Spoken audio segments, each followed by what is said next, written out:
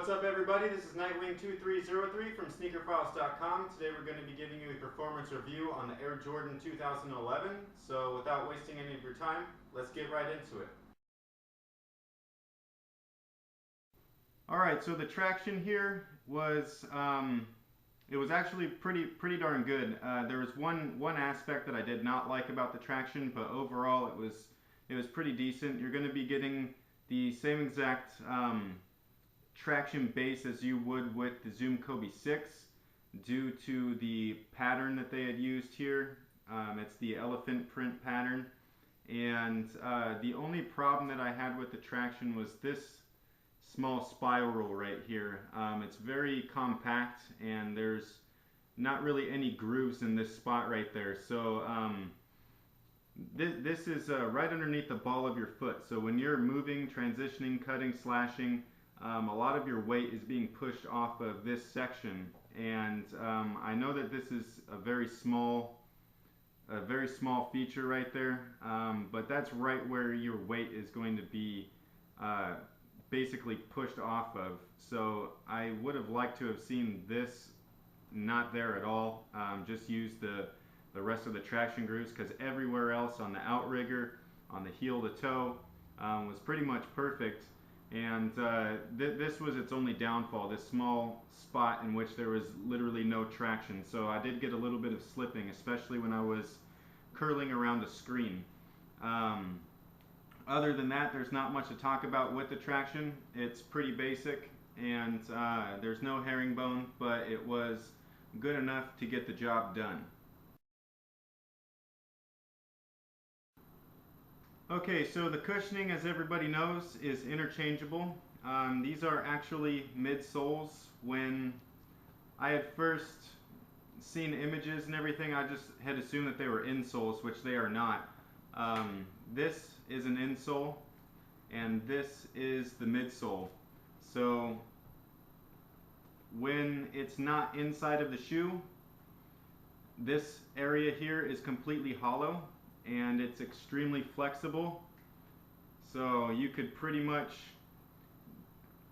squeeze the entire shoe, and there is nothing in the center of it, so which is very strange. It's very new, and I actually really liked it. So when these are in place, you cannot do that with the shoe. You can't squish it and things like that and kind of mold it, but it still remains very flexible. So with the packaging, there was this very large towel, and on the bottom of the towel it has 3 diagrams. So the first diagram will picture the Zoom Air. The second diagram pictures the actual shoe's outsole with the clear rubber and the shell midsole that they used, and then the third diagram points out all the performance features on the airbag insole. So both of these have 2 separate materials used basically. This foam, this red foam, and this blue foam are 2 different types of foams. They're 2 different types of densities. This one's pretty stiff and rigid, and then this one's a lot softer. And they're made for 2 different types of players as well. So just like the insole here suggests, the blue one's for like quick players, like guard, 1 and 2 guard, maybe even a small forward. And then the red insole is for explosiveness, which maybe you're a power forward or a center. I thought that they were both really comfortable when you try them on casually. When I'm playing though, I do really like the responsiveness of Zoom Air, and to be perfectly honest, I didn't feel that much of a difference between the foams themselves. Also, the insoles are also 2 different types of materials, so this one's a little bit softer, and then the blue one is basically your typical like foam insert here. And I suppose you could, pull one off the other and swap them out, so put the red on the blue, but that's up to you. I did not do that.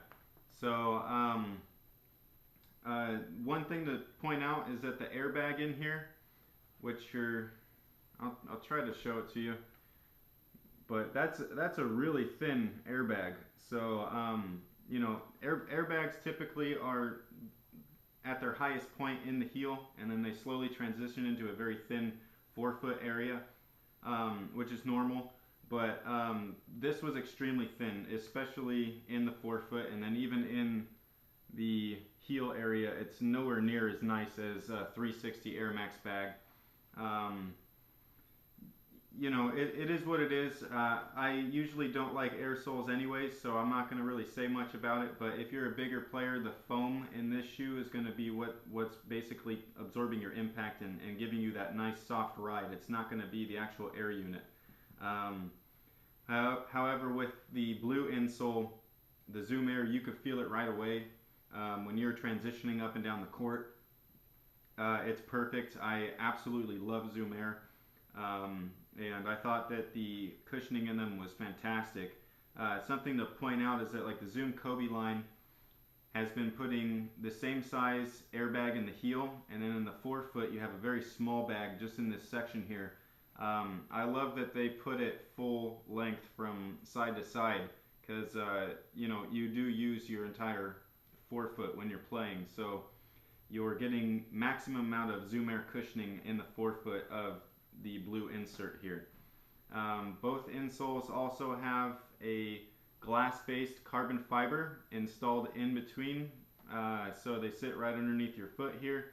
They're two different colors. They do exactly the same thing. They provide some arch support and all of that kind of good stuff.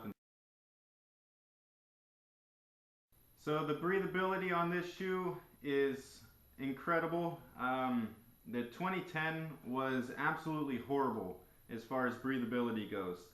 This is a complete upgrade. They went in an entirely different direction. It's like I said, a shell. So the outer layer here is perforated throughout, all the way around the shoe, and they've used plenty of perforations along the wrap here, which is awesome.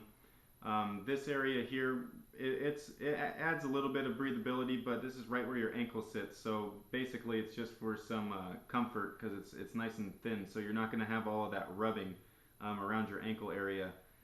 If anybody knows what I'm talking about, getting your ankles rubbed raw is one of the worst feelings in the world when you're playing a game, and it's something that you can't really fix. So for them to have, you know, actually done something about it, it was really nice. And then the inner layer here is an entire boot, so it goes from heel to toe all the way around, and the entire thing is made out of mesh, which is, as we all know, extremely flexible. Extremely breathable. So I really enjoyed that. I have had no problems with breathability in this shoe at all. You know, there's not much to say on the breathability as well, mainly because it's the whole shoe's perforated and the entire inner of the shoe is a mesh base, so you know that it's going to be nice as far as the breathability factor. So the fit on this shoe is the one drawback that I did not like. I was actually fairly disappointed with them as far as the fit goes, and it's not because of the lockdown or anything like that. That was actually great. When you're wearing the shoe casually, like just to try it on, you actually won't notice. It's when you lace them all the way up that you notice that you have almost a full inch in the toe of extra dead space, which is something that you really don't want, because then you have a lot of slippage and movement in the forefoot area when you're playing. And if your shoe's not fitting properly, you're not going to be able to utilize the technology that they put into it as far as the lockdown goes to actually have it perform the way that you want it to, or the way that it was meant to. So with this shoe, it's a size 9. I wish that I would have gotten a size 8.5. It's too late now. When I buy the future pairs, I know to get a half size smaller. So that's the only drawback, is that these are not true to size, which is pretty unfortunate. The other part of the fit is that the entire inner section of the shoe is a mesh boot. It goes from the heel all the way up to the toe. There's absolutely no padding in the toe, which is possibly why they fit a little bit larger than your normal Jordan. And then one of the best features were what they had called seat belts. These are the eyelets here, and they're completely freestanding. They're only stitched on in two spots. The first spot that they're stitched on is on the upper, and then the next spot is they wrap around underneath the foot, and then they're stitched on again under there, attached to the boot, so that when your foot is in place and you tie up the shoe, it literally wraps the entire thing around your foot really nicely. So another thing is that you're not going to get any heel lockdown whatsoever unless you tie it all the way up to the top eyelet. Um, just a warning. So these are basically low cuts. I know that they look like a mid, but inside they're low cut, and it's an asymmetrical collar lining right here. So this side is higher than the outside of the shoe, similar to the Jordan 14 and Jordan 13s and things like that. So when your foot's inside the shoe and you lace them up all the way, you really notice a difference with this thing, these eyelet panels here being wrapped underneath the foot, because it really kind of just like pulls it all the way around, like a bungee system or a seat belt. And that was a really nice fit. The one thing I didn't like, again, it's because it's a half size too big or too large, is that when you did lace them up all the way, they look like that, and they bunch up a lot. So there's a lot of extra dead space in the toe box area. This is exactly what they look like when they're laced up all the way. So you know, when you're bending your foot and everything, you just have a lot of room in the toe box area, which is something that I personally do not like. You know, that's really the only drawback to the entire shoe. Other than that, everything was fantastic, which is usually really surprising, because there's always at least one major thing to fix, and in this case it just happens to be the sizing. So other than that, you get your regular, or you make sure that you get your proper size down with a half size smaller or whatnot, and you have a really perfect shoe right out the box. So my final thoughts on this shoe is that it's worth every penny. It'll be really unfortunate, in my opinion, if these end up going to sales racks, because this is probably one of the best Air Jordans to come out in a very long time. Everything from the performance aspects, you know, traction, cushioning, upper, fit, all of that stuff is pretty great. Again, go half size down if you can, or try them on in store, just to kind of forewarn you. But the entire look of the shoe, I think, is very elegant, and the packaging was outstanding. They went all out. It comes with a huge towel with performance features on it. They come with extra accessories like the bags and the card. Interchangeable midsoles with two different types of cushioning systems, two different types of insoles.